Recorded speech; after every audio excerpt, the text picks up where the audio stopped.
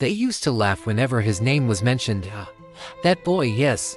Him, the unserious one. And everyone would nod, already knowing the story. Eli was not a bad child. He was not cruel. He did not steal. He did not fight. He just never took anything seriously.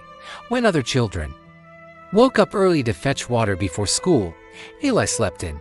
When his classmates revised their notes under dim lantern light, Eli joked, sang, and promised himself, tomorrow.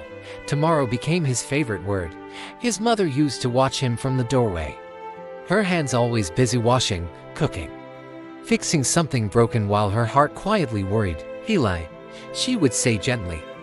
Life doesn't joke for long. He would smile. Don't worry, Mama. I still have time. His father was different. He spoke less, but when he did, his words carried weight. You don't prepare for the storm when the rain starts, he once said, looking Eli straight in the eye. You prepare when the sky is still clear. Eli laughed it off. There's no storm coming. At school, teachers shook their heads. He is intelligent, one said. But unserious, another added. So much potential. A third sighed. Eli passed exams by luck, not effort. Just enough marks. Just enough to move forward. Never excellent. Never failing badly enough to scare him, while others dreamed with discipline. Eli dreamed without direction. He wanted success, but not the work. Respect, but not the sacrifice. Results, but not the process. And life, patient but fair, was watching. Years passed quietly for someone who thought time was endless. Then one year, everything changed. His father fell sick, not suddenly, not dramatically, slowly. The kind of sickness that drains strength day by day and teaches you how fragile tomorrow really is. Eli watched his mother struggle alone.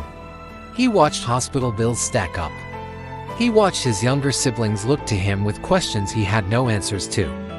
For the first time, laughter left his face. He tried to step up, but he had nothing solid to stand on. No skill mastered. No savings. No discipline. No reputation of reliability. Doors he knocked on did not open. Do you have experience? No. Can you handle responsibility? I think so. People smiled politely. They chose someone else. One night, Eli sat outside the house, staring at the same stars he once joked under. His father's voice echoed in his head, You don't prepare for the storm when the rain starts. But the rain had already begun. And it was heavy. Eli tried to change, but change is harder when it is forced by pain.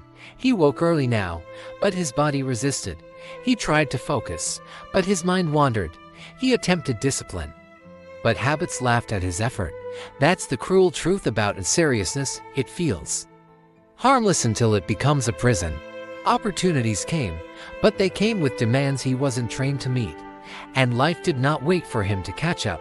One afternoon, his former classmates passed by in cars, not expensive ones, just moving forward ones. They greeted him kindly. How are you? Still pushing, he replied. But inside, something broke. Not envy, regret. The kind that sits in your chest and asks, why didn't you listen when it was easy? Years later, Eli became a warning told quietly to children. Don't be like him. He wasted time. He joked with life. And though he eventually learned responsibility, the cost was high. Very high. He learned that seriousness is not bitterness. It is respect for time.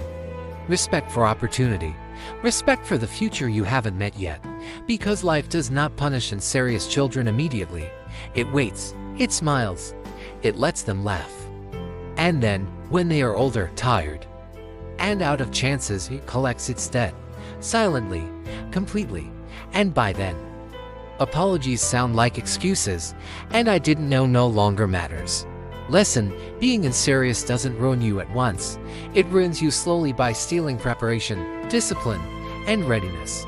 And when responsibility finally arrives, it does not ask if you are ready.